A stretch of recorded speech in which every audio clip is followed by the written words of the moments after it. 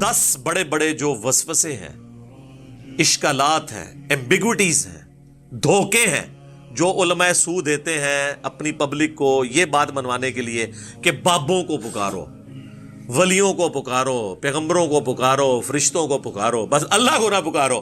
اور جب کوئی کہ اللہ کو پکارو تو کہنے پیچھے سے اللہ ہی ہے۔ جب توحید کی بات کریں کہ بھئی اللہ سے دعا مانگو، وہ کہتے ہیں ہم جو بزرگوں سے بھی مانگتے ہیں، ہم کب کہتے ہیں وہ خود دیتے ہیں، وہ اللہ سے لے کے دیتے ہیں، پیچھے اللہ ہی ہے۔ اللہ بھی پیچھے، نبی بھی پیچھے، تے بابے اگے لے آتے ہیں۔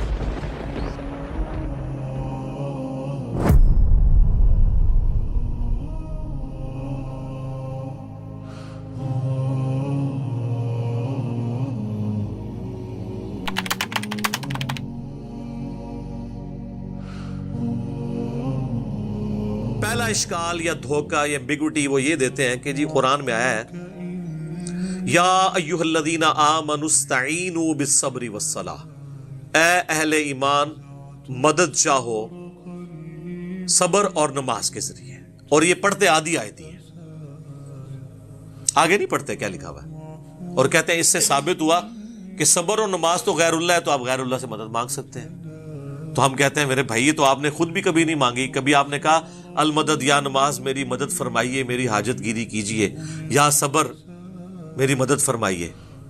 وہ خود ہی سوچ میں پڑ جاتے ہیں واقعی ہم نے تو یہ کبھی نہیں کہا۔ تو سر یہ آیت پوری پڑھیں، ان اللہ مع الصابرین، اللہ بے شک صبر کرنے والوں کے ساتھ ہے۔ یعنی صبر اور نماز وہ اعمال ہیں جو وسیلے کے طور پر اللہ تک پہنچنے کا ذریعہ ہے، مدد اللہ ہی سے مانگنی ہے۔ اب دوسرا اشکال سنیں جی، وہ کہتے ہیں جی عیسیٰ علیہ السلام کے بارے میں قرآن میں آیا ہے، انہوں نے کہا تھا من انصاری الی اللہ، تو قال الحواریون نحن انصار اللہ۔ حضرت عیسیٰ نے خود مدد مانگی ہے جی غیر اللہ سے، اپنے ساتھیوں سے کہ کون اللہ کے لیے میری مدد کرے گا، اور ساتھیوں نے بھی کہا کہ ہم اللہ کے لیے آپ کی مدد کرنے کو تیار ہیں۔ تو اس کا مطلب یہ ہے کہ حضرت عیسیٰ کے صحابہ جو ہیں وہ حضرت عیسیٰ کے مشکل کشا ہوئے نا، پھر تو یعنی حضرت عیسیٰ نہیں مشکل کشا، ان کے ساتھی ان کے مشکل کشا تھے۔ واہ واہ سبحان اللہ۔ اس کا یہ مطلب ہی نہیں ہے، وہ کہہ رہے ہیں کون اللہ کے لیے مدد کرے میری دین کے کاموں میں۔ اس میں یہاں کا لکھا ہوا ہے کہ ان کے ساتھی فوت ہو گئے تھے اور وہ قبر پہ جا کے کہتے تھے قبروں سے نکلو اور روحانی طور پر جسد امثالی کے ساتھ آ کر میری مدد کرو۔ یہ بھی ایک نئی ٹرم ہے۔ تو دوسری کہنا نا قاسم نوتوی صاحب 6 سال بعد کس طرح نکلے وہ دیوبند کی صلح کرانے کے لیے بیداری میں، وہ کہتے ہیں جسد امثالی کے ساتھ ایک نیا ان کو جسم ملا تھا تو اسے قبر نکلا ہے۔ اچھا بریلویوں کے بابے نکل آئے تو وہ شرک، دیوبندیوں کے نکل آئے تو توحید۔ اپنی عقل کا علاج کروائیں۔ تو یہ تو بالکل ظاہری اسباب ہے، یہ وہی چیز ہے جو قرآن میں حکم ہے وَتَعَاوَنُوا عَلَى الْبِرِّ وَالتَّقْوَى وَلَا تَعَاوَنُوا عَلَى الْإِثْمِ وَالْعُدْوَانِ، نیکی پرہیزگاری کے کاموں میں ایک دوسرے کی مدد کرو، برائی کے کاموں میں نہ کرو۔ اس میں تو غیر اللہ کو غائب میں پکارا ہی نہیں جا رہا، نہ مرے ہوئے کو پکارا جا رہا ہے، نہ کسی دور والے کو، جو سامنے موجود ہے وہ تو سر آپ کافر سے بھی مدد لیں۔ صحیح بخاری میں حدیث ہے نبی علیہ السلام کی وفات اس حال میں ہوئی کہ آپ کی زرہ گروی رکھی ہوئی تھی یہودی کے پاس اناج کے عوض، تو آپ کافر سے بھی مدد لیں ظاہری اسباب میں۔ لیکن یہ تو نہیں ہے کہ کوئی فوت ہو گیا ہے اور سامنے موجود نہیں، آپ اس کو مدد کے لیے پکار رہے ہیں، نہیں، وہ نہ آپ کسی جن کو پکار سکتے ہیں، نہ فرشتے کو، نہ کسی پیغمبر کو، نہ کسی بزرگ کو۔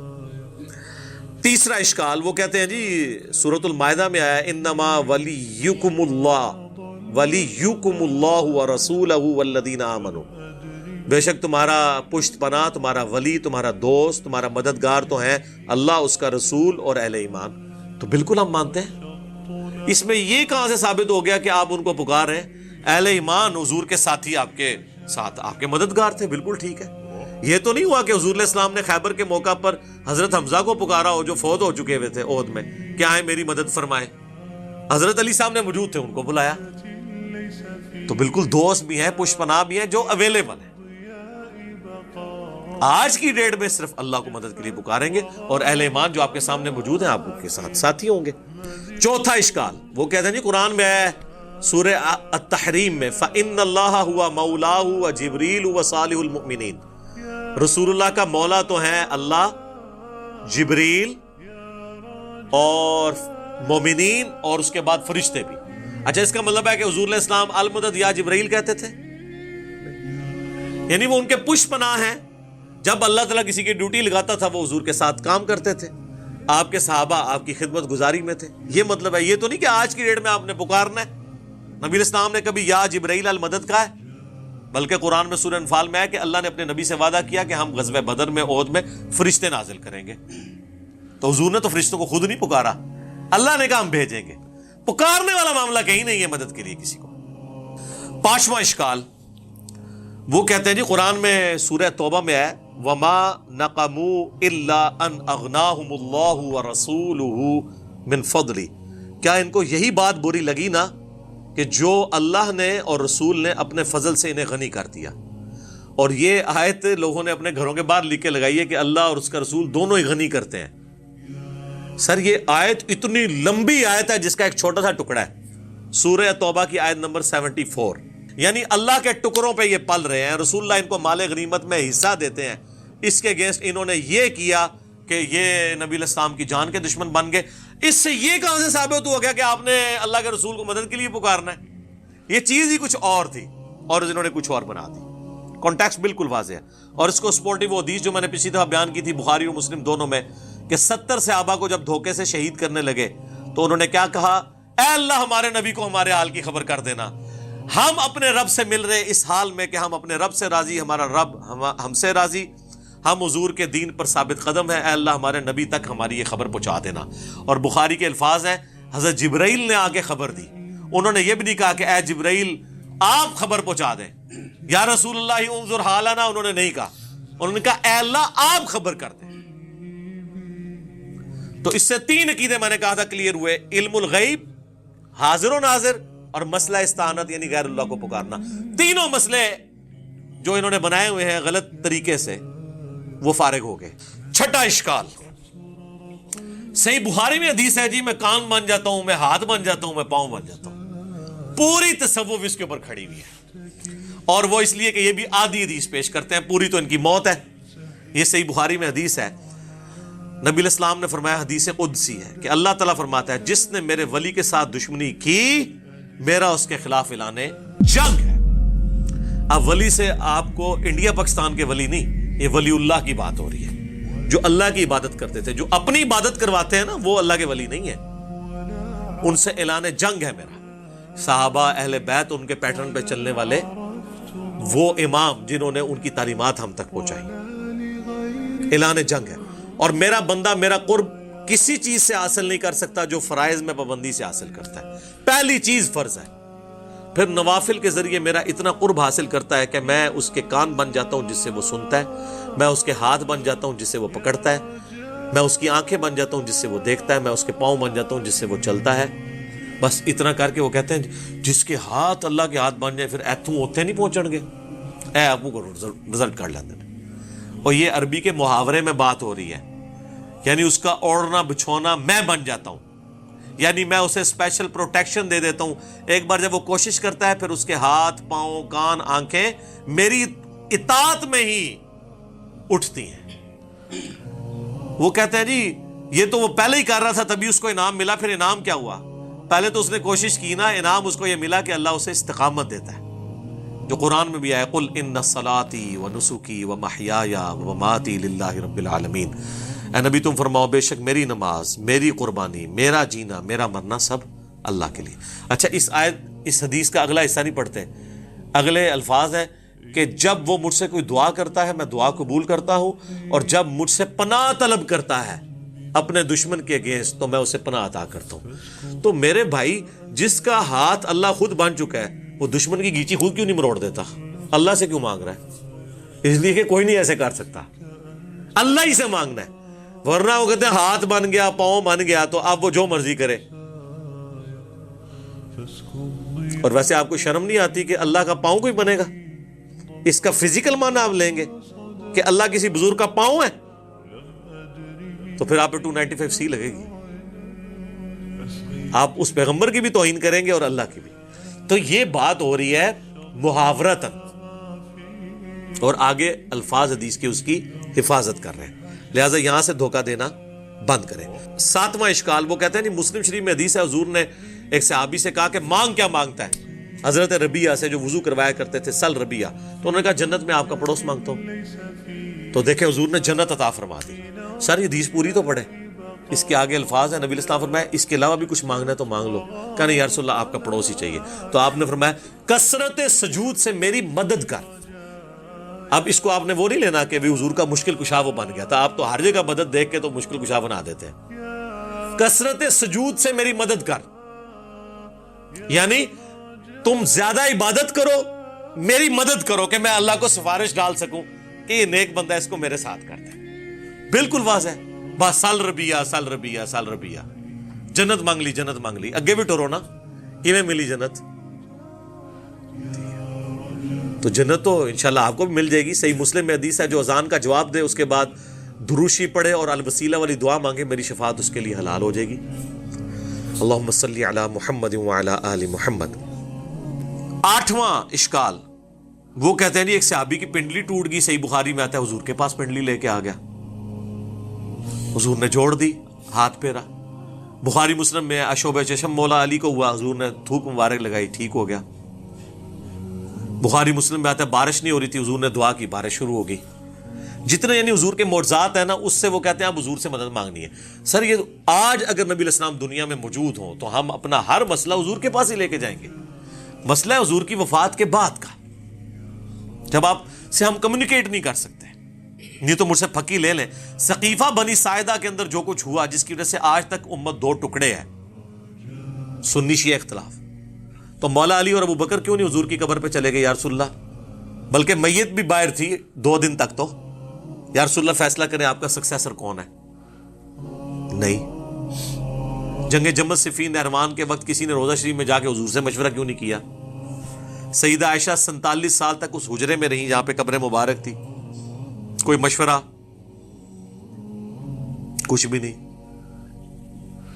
آپ کے فضائل درود میں شیخ زکریا لکھتے ہیں، تبلیغی جماعت والے اور دعوت اسلامی کے الیاس قادری صاحب فیضان سنت میں، کہ 555 ہجری میں شیخ احمد رفاعی کے لیے حضور نے قبر سے ہاتھ باہر نکال لیا اور 90,000 لوگوں نے یہ منظر دیکھا. اس زمانے میں جب جو ہے مسجد نبوی میں 90,000 کا مجمع بھی نہیں تھا آتا. کہانی اور دیکھنے والوں میں شیخ عبد القادر جیلانی کا نام بھی ذکر کیا جاتا ہے. اور عبد القادر جیلانی بیچارے دیکھتے ہی رہے، انہوں نے نہیں چومے ہاتھ، اور انہوں نے مرید نے چوم لیا، شیخ احمد رفاعی نے. سب کہانیاں جوڑی ہوئی ہیں، جوڑتے رہے. یہ کچھ صحابہ کے ساتھ نہیں ہوا. تو یہ یعنی نبی علیہ السلام کی وفات کے بعد یہ جو معجزات ہیں، یہ تو ہم آج بھی مانتے ہیں حضور موجود ہوں. اور میں اب اس سے زیادہ سخت بات کرنے لگا ہوں، برا نہیں ماننا. اگر کسی کو یقین ہے نا کہ ایسا ہوتا ہے تو اپنی ایک پنڈلی کی قربانی دے نا، خود ہی توڑ کے لے آئے.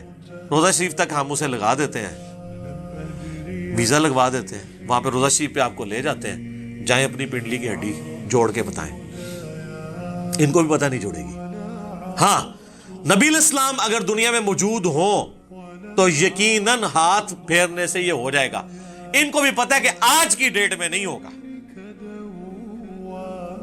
حضور کی وفات کے بعد کیا لوگ جا کے قبر سے جا کے مانگا کرتے تھے؟ بخاری مسلم سے یہ معجزہ پیش کرتے ہیں 1500 صحابہ کے لیے پانی کے چشمے جاری ہو گئے مبارک انگلیوں سے، بالکل ہوئے. لیکن حضور کی وفات کے بعد کیا قبر سے جا کے کوئی کہتا تھا جی آپ انگلیوں سے چشمے جاری کریں؟ اور میں نے تو بتایا صحیح مسلم میں ایک حدیث ہے، حضرت عمر نے ایک سفر کے دوران حضور کو پانی جمع کر کے کہا کہ یا رسول اللہ آپ اپنا مبارک ہاتھ رکھ کے دعا فرمائیں نا، اس میں سے چشمے جاری ہوں. اور وہی حضرت عمر، صحیح بخاری میں 1010 نمبر حدیث ہے 1010، وہ کہتے ہیں اِنَّا كُنَّا نَتَوَسَّلُ إِلَيْكَ بِنَبِيِّنَا، اے اللہ پہلے ہم آپ کے نبی کے وسیلے سے آپ کے پاس آتے تھے، یعنی حضور کے ذریعے آپ کی طرف متوجہ ہوتے تھے، حضور کی دعا کی برکت سے بارش نازل ہوتی تھی. اب ہم آپ کے نبی کے چچا کو لے کے آئے، ان کی دعا کی برکت سے بارش نازل فرما، بارش ہو جاتی. تو حضرت عمر کہہ سکتے تھے نا یا رسول اللہ جب آپ قبر سے باہر تھے تو آپ چشمہ جاری کرتے تھے، اب آپ قبر میں ہیں تو کوئی مسئلہ نہیں. احمد رفاعی کے لیے تو آپ نے نکالنا ہی ہے، تو آپ قبر مبارک سے ہاتھ باہر نکالیں اور امت کو سیراب کر دیں. تو یا پھر کہ حضرت عمر جو ہیں وہ وہی عقیدہ رکھتے تھے جو قرآن و سنت میں اور جو ہم پیش کر رہے ہیں، کہ وفات کے بعد اب وہ کمیونیکیشن گیپ نہیں ہوگا. حیات النبی اپنی جگہ موجود ہے، لیکن دنیاوی حیات نہیں، آخرت کی حیات ہے. حیات النبی پہ سب سے زیادہ ویڈیوز ہی میری ہیں، لیکن وہ دنیاوی حیات نہیں ہے، آخرت کی زندگی ہے جس میں نہ سانس ہے، نہ کھانا پینا ہے دنیا والا، نہ ٹوائلٹ ہے. آج بھی قبر مبارک اگر آپ کھودیں تو نبی علیہ السلام اسی حالت میں لیٹے ہوئے ہوں گے جس طرح 800 سے 1400 سال پہلے آپ کو دفنایا گیا تھا. کوئی سانس نہیں لے رہے ہوں گے. اسی حالت میں ہوں گے، آپ اس زندگی کو آبزرو کر ہی نہیں سکتے۔ تو یہ پیش کرنا ہے معجزات کے ذریعے، یہ بالکل جھوٹ ہے۔ 9واں اشکال وہ کہتے ہیں جی اس کو بلکہ شعر بنا دیا، آج لے ان کی پناہ، آج مدد مانگ ان سے، پھر نہ مانیں گے گر قیامت میں گر مان گیا۔ وہ اعلیٰ حضرت کا شعر ہے کہ قیامت میں تو نے بھی حضور سے ہی شفاعت کرانی ہے، تو آج کیوں نہیں حضور کو مدد کے لیے پکارتا؟ ادھر تو نے حضور کو ہی پکارنا ہے نا سر، اس لیے پکارنا ہے کہ حضور سامنے ہوں گے صلی اللہ علیہ وسلم۔ دنیا میں بھی جب سامنے موجود تھے تو حضور کو اپنے مسئلے بتانے تھے، آخرت میں بھی جب حضور علیہ السلام سامنے آئیں گے تو ان کے سامنے ہی ان کو ہی ہم اللہ کے حضور اپنا وسیلے کے طور پہ پیش کریں گے، انہی کے ہاتھ پہ شفاعت کا دروازہ کھلے گا۔ لیکن یہ بیچ والا پورشن آپ نے کہاں سے نکال لیا؟ جیسے آپ تراویح سے 20 تراویح نکال لیتے ہیں اور یوفون سے یوفون نکال لیتے ہیں، مسقال ذرۃ خیر یرا سے مسقال نکال لیتے ہیں، الفاظ کے میچ کرنے سے تو چیزیں نہیں نکل آتی۔ تو حدیث شفاعت والا معاملہ ڈیفرنٹ ہے، ورنہ میں نے حضرت عمر والا بتا دیا۔ وہ تو کہتے ہیں جب تک نبی موجود تھے ان کے ذریعے متوجہ ہوتے تھے، اب ان کے چچا کو ان کی دعا کی برکت سے۔ وہ کہتے ہیں جی مصنف ابن ابی شیبہ میں ایک روایت ہے اور حافظ ابن کثیر نے بھی نقل کی ہے سورہ نساء کی آیت نمبر جو 64 ہے، وَلَوْ أَنَّهُمْ إِذْ ظَلَمُوا أَنفُسَهُمْ جَاءُوكَ، جب اپنی جانوں پر ظلم کرو تو حضور کی خدمت میں حاضر ہو جاؤ، حضور شفاعت کریں گے تو اللہ توبہ قبول کرے گا۔ اس آیت کے کانٹیکسٹ میں ابن کثیر بھی لے کے آئے کہ ایک جو ہے نا وہ اعرابی حضور کی قبر پہ حاضر ہوا اور کہا یا رسول اللہ قرآن میں تو حکم ہے کہ یہ حکم حضرت عمر کو نہیں پتا تھا اور ایک پینڈو کو پتا چل گیا، اپنی عقل کا علاج کراؤ۔ اسی لیے کہا گیا نا علیکم بسنتی و سنت الخلفاء الراشدین المہدیین۔ صحیح بخاری 1010 میں تو حضرت عمر کہہ رہے ہیں اللہ جب تک نبی موجود تھے ہم ان کو وسیلے کے طور پہ پیش کرتے تھے، اب ان کے چچا کو لے کے آئے ہیں۔ تو حضرت عمر کو نہیں پتا تھا میں جا کے ڈائریکٹ پہ قبر پہ جا کے وَلَوْ أَنَّهُمْ ظَلَمُوا أَنفُسَهُمْ جَاءُوكَ کا پڑھ لوں۔ Point to be noted. تو وہ کہتے ہیں بھی وہ خواب میں حضور کی زیارت ہوئی اور کہا کہ عمر کو میرا سلام کہنا اور کہنا ان قریب بارش ہو جائے گی، اور کئی کہتے ہیں قبر سے آواز آ گئی، عمر کو سلام کہنا اور اسے کہنا عوام پہ نرمی کرے۔ سر یہ مصنف ابن ابی شیبہ میں جو روایت ہے نا اس میں آمش مدلس ہے اور ان سے روایت کر رہا ہے اور سما کی تصریح نہیں ہے، اور صحیح مسلم کے مقدمے میں امام مسلم نے یہ پیٹ رول لکھا ہے کہ مدلس کی آن والی روایت سما کی تصریح سے کے بغیر، حدثنا یا اخبرنا کے بغیر قابل قبول نہیں ہوگی۔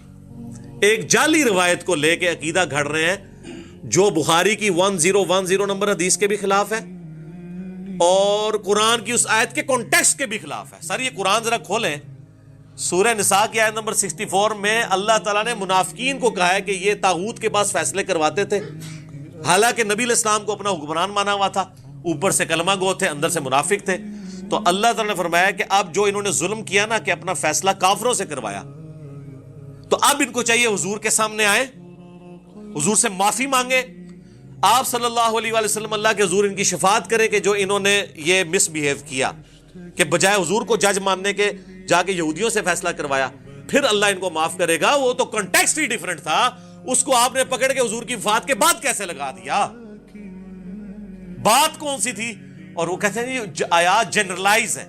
اچھا جی جنرلائز ہے تو وَلَوْ أَنَّهُمْ إِذْ ظَلَمُوا أَنفُسَهُمْ جَاءُوكَ، اس کے تحت سقیفہ بنی ساعدہ پھر کیوں ہوا؟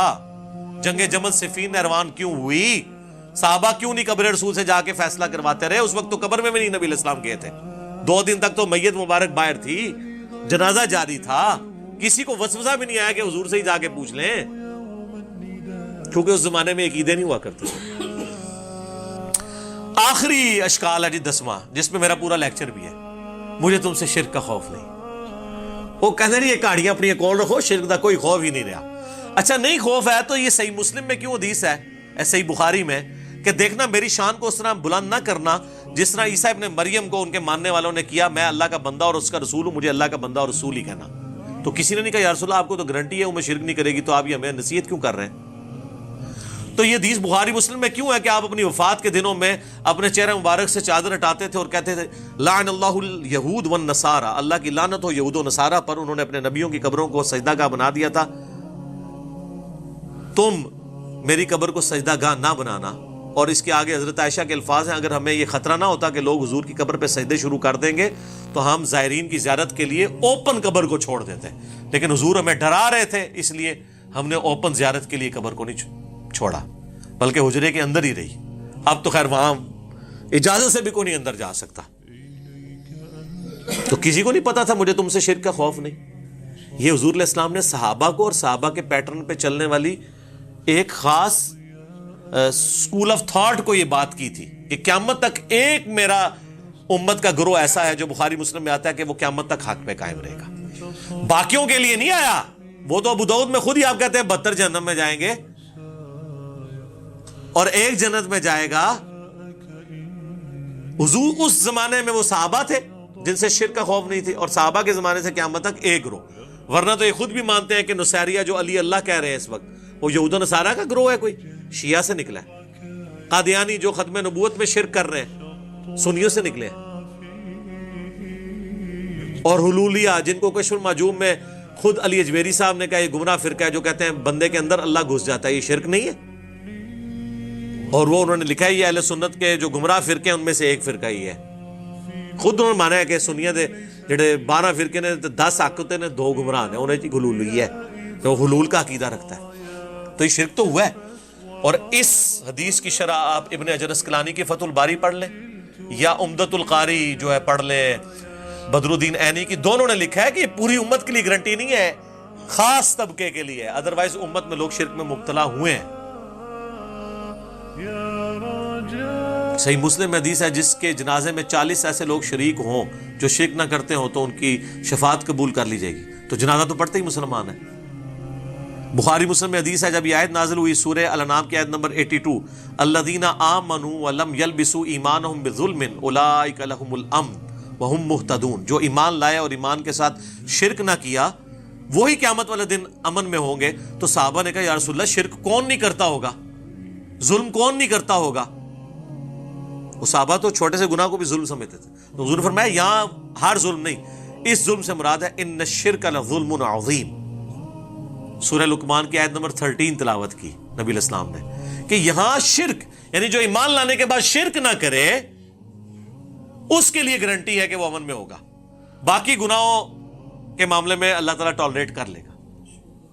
اور سر وہ جو حدیث ہے ترمذی میں اور مسند احمد میں کہ جو شخص 10 دفعہ پڑھ لے لا الہ الا اللہ وحدہ لا شریک لہ لہ الملک ولہ الحمد بیدہ الخیر یحیی و یمیت وہو علی کل شیء قدیر، فجر اور مغرب کے بعد بغیر پاؤں بدلے تو اسے کوئی چیز نقصان نہیں پہنچا سکے گی سوائے یہ کہ وہ شرک خود ہی کر لے.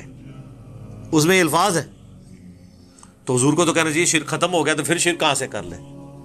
تو اس کا مطلب یہ ہے کہ لا الہ الا اللہ پڑھ کے بھی اگر کوئی شرک کر رہا ہے نا تو بے شک وہ نماز کے بعد لا الہ الا اللہ پڑھتا رہے یا موت کے وقت لا الہ الا اللہ پڑھتا رہے کوئی فرق نہیں پڑنا اگر ساتھ وہ شرک کر رہا ہے. جو سورہ یوسف میں آیا کہ اکثریت لوگوں کی اللہ پر اس حال میں ایمان لاتی ہے کہ وہ شرک بھی کر رہی ہوتی ہے ساتھ. چلو مسلمان تو برا مانیں گے، غیر مسلم اللہ کو مان بھی رہے ہیں اور شرک بھی کر رہے ہیں ساتھ. کرسچن اللہ کو مان رہے ہیں، ہندو اللہ کو مان رہے ہیں، ساتھ شرک بھی کر رہے ہیں. آخر میں حدیث بیان کرتا ہوں، بخاری مسلم دونوں میں حدیث ہے تم بھی اگلے لوگوں کے راستے پہ چل پڑو گے قدم بقدم بالشت بر بالشت حتیٰ کہ ان میں سے کوئی گوہ کے سوراخ میں داخل ہوا تو تم بھی وہی کام کرو گے. صحابہ نے کہا یہ اگلے لوگوں سے مراد کیا یہود و نصارہ ہے؟ آپ نے فرمایا اگر وہ مراد نہیں تو اور کون مراد ہے؟ تو ڈاکٹر اشرف آصف جلالی صاحب نے کہا کہ یہاں یہود و نصارہ کا فیشن مراد ہے، شرکی عقائد مراد نہیں ہے. ہم نے کہا نا، اس حدیث کا بھی شان نزول شاد ارشاد موجود ہے جامعہ ترمذی میں اور مشکات میں بھی موجود ہے کہ صحابہ کہہ رہے ہیں کہ ہم غزوہ حنین کے موقع پر ایک درخت کے پاس سے گزرے جسے ذات انوات کہا جاتا تھا اور مشرکین عرب جنگ کے لیے اپنا اسلحہ اس پہ پہلے لٹکاتے تھے تاکہ اس سے برکت حاصل کریں. ان کا عقیدہ تھا اس سے ہم جنگ جیت جائیں گے. تو صحابہ نے جب دیکھا تو کہا یا رسول اللہ آپ بھی ہمارے لیے کوئی اس طرح کا ایک درخت مقرر کر دیں. ہائے ہائے. آپ نے کہا سبحان اللہ، آج تو تم نے وہی بات کر دی جو موسیٰ کے ماننے والوں نے کی تھی. پھر نبی علیہ السلام نے سورۃ الاعراف کی آیت تلاوت کی کہ موسیٰ کے ساتھی جب ایک جگہ سے گزرے جہاں پہ کچھ لوگ بتوں پر دھیان کیے ہوئے اعتکاف بیٹھے تھے تو کہا ہمارے لیے بھی اللہ کا کوئی بت بنا دے. حضور نے کہا تم مجھ سے اللہ کا بت مانگ رہے ہو؟ کسی نے نہیں کہا یا رسول اللہ ہم نے اللہ کا بت کہا، ہم تو فیض کے لیے ایک درخت مانگ رہے ہیں. تو اسی قبرہ پہ چٹ دے ہو. حضور نے درخت نہیں چٹڑ دیتا اور کہا کہ اے بھی اللہ کا بت بنا لگے ہو تسی. تو آپ فرمایا تم نے موسیٰ کے ماننے والی بات کر دی. پھر آپ فرمایا اللہ کی قسم تم بھی اگلے لوگوں کے پیچھے چل پڑو گے، یعنی جو جو شرکیہ کام انہوں نے کیے تم بھی کرو گے، یعنی اس امت میں بھی یہ کام آئیں گے. تو یہ حدیث بخاری مسلم کی وہ شرح بیان کر رہی ہے کہ یہاں مراد فیشن نہیں ہے بلکہ شرکیہ عقائد ہیں جن سے اللہ تعالیٰ ہمیں محفوظ رکھے. اللہ تعالیٰ سے دعا ہے جو حق بات میں نے کہی اللہ تعالیٰ ہمارے دلوں میں راسخ فرمائے. اگر جذبات میں میرے منہ سے کوئی غلط بات نکل گئی تو اللہ تعالیٰ ہمارے دلوں ہی سے معاف کر دے. ہمیں شرک کی لعنت سے بچائے, توحید کے اوپر قائم رکھے اور اس کا سپاہی بننے کی توفیق عطا فرمائے. امام الموحدین صلی اللہ علیہ وآلہ وسلم کی قیامت والے دن ہمیں شفاعت نصیب فرمائے. سبحانک اللہم وبحمدک اشہد ان لا الہ الا انت استغفرک واتوب الیک وما علینا الا البلاغ المبین. جزاکم اللہ خیرا.